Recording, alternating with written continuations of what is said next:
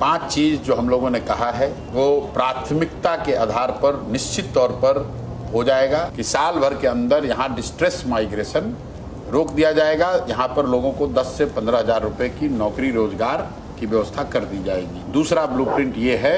कि बिहार के 15 साल से कम उम्र के बच्चे के लिए पढ़ाई की व्यवस्था हो जाएगी और जब तक वैसी व्यवस्था सरकारी स्कूल में न बने तब तक लोग अपने बच्चों को प्राइवेट स्कूल में भेज सकते हैं, उसका पैसा सरकार भरेगी। तीसरी व्यवस्था ये हो जाएगी कि बिहार में 60 वर्ष से ऊपर के जो महिला पुरुष रह रहे हैं और 400 रुपया आज उसको पेंशन मिल रहा है, उनको 2000 रुपया मिलने लगेगा। चौथी बात ये होगी कि बिहार में जो कामकाजी महिलाएं हैं, जो घर में बैठी हुई हैं, कुछ करना चाहती हैं, उनको 4% सालाना ब्याज के दर पर उनको लोन मिलने लगेगा ताकि वो अपने घर में कुछ न कुछ रोजी रोजगार कर सकें, अपने और अपने बच्चों के लिए कुछ धन अर्जन कर सकें। और पांचवी बात ये होगी कि जितने भी यहाँ किसान हैं वो धान, गेहूं, मकई का फसल जो उगा रहे हैं, इस तरह की फसल को छोड़कर अगर वो नकदी की फसल करने लगे, मसाला खेती करने लगे, सब्जी उगाने लगे, फल उगाने लगे, उनकी खेती को मनरेगा से जोड़कर उनको मुफ्त में मजदूर मुहैया कराया जाएगा ताकि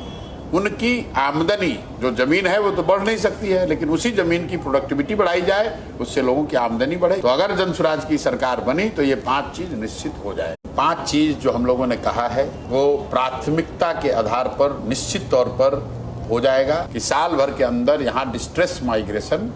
रोक दिया जाएगा। यहाँ पर लोगों को 10 से 15 हजार रुपए की नौकरी रोजगार की व्यवस्था कर दी जाएगी। दूसरा ब्लूप्रिंट ये है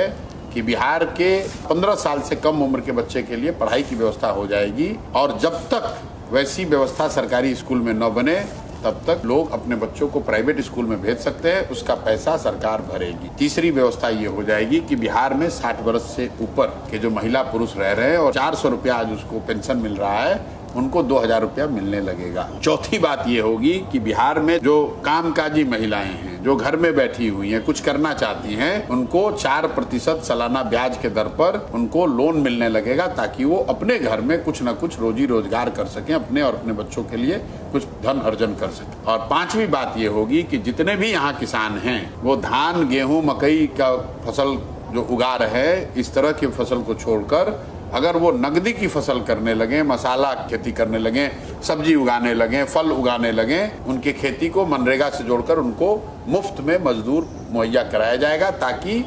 उनकी आमदनी, जो जमीन है वो तो बढ़ नहीं सकती है, लेकिन उसी जमीन की प्रोडक्टिविटी बढ़ाई जाए, उससे लोगों की आमदनी बढ़े। तो अगर जनसुराज की सरकार बनी तो ये 5 चीज निश्चित हो जाए।